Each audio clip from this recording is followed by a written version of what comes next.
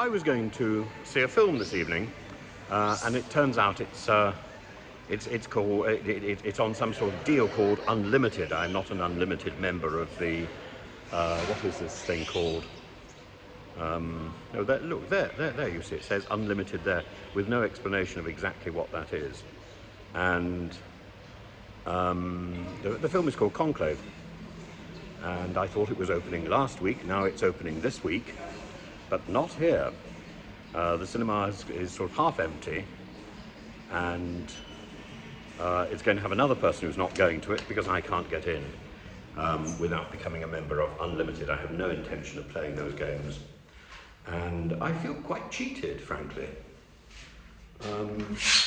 I can explain a little about why I feel so peeved, because I walked over a good 20 minutes or so in the dark to go and see this film, and I'm now walking back. And what strikes me as so sad is the Cineworld system is not in a healthy position. It's sort of on the edge of bankruptcy. It teetered through COVID, and certainly the recent times I've been to the cinema has been mostly empty, and which suits me, frankly. But it's not good for the health of our cinema industry. And what I found so depressing was I walked into the cinema, there was no one at the desk.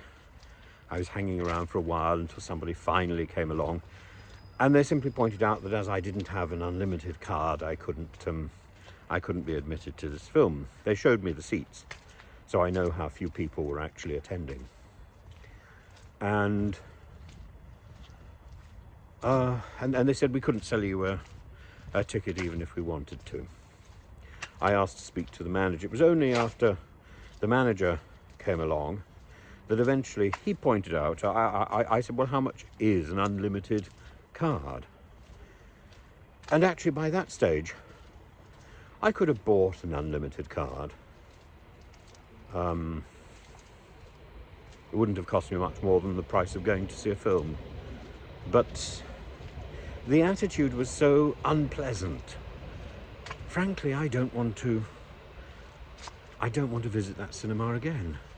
And that's a really strange admission. I'm a great fan of the cinema, and I find it sad. But I'm also quite determined, and frankly, I will not go back again. But I don't think, you know, they could have had an easy sale. But it was like extracting teeth. And it's exhausting dealing with this sort of bureaucratic wrangle at every instance in our life at the moment in the UK. Maybe elsewhere. Somebody suggested this was an astrological problem. I'm not so convinced. I think astrology is part of the fantasy of Harry Potter. But interesting, of course, endlessly interesting, and there was a time when there would have been no distinction between astronomy and astrology. Cineworld is really in a mess. It was once this huge, prominent player in the UK cinema industry, and now it faces operational and financial challenges. It's got substantial debt, and the pandemic didn't help. In September 22, it filed for bankruptcy in the United States. It was able to restructure some of its debts there, and there was a management change. And in July 2024, just a month or so ago, the company announced a restructuring plan here in the UK that included closing 25 cinemas and renegotiating lease terms. By September, the High Court had approved much of this restructuring, allowing Cineworld to continue operations and avoid administration.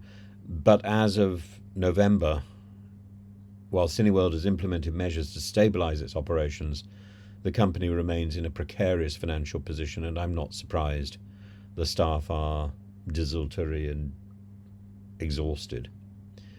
The success of its restructuring efforts, the ability to adapt to the evolving cinema industry, the ability to be pleasant to the customers, all of that is crucial to determining its future viability.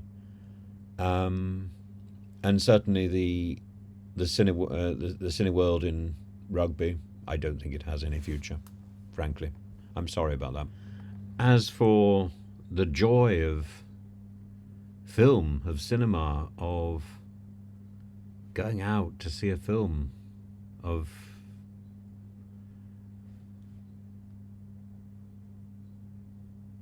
I simply think we've entered a time where the computer says no, and people who are miserable and feel their jobs are probably not secure just don't want to put in the effort, and it's not in their interest to help. In the business of hospitality, I find that a sadness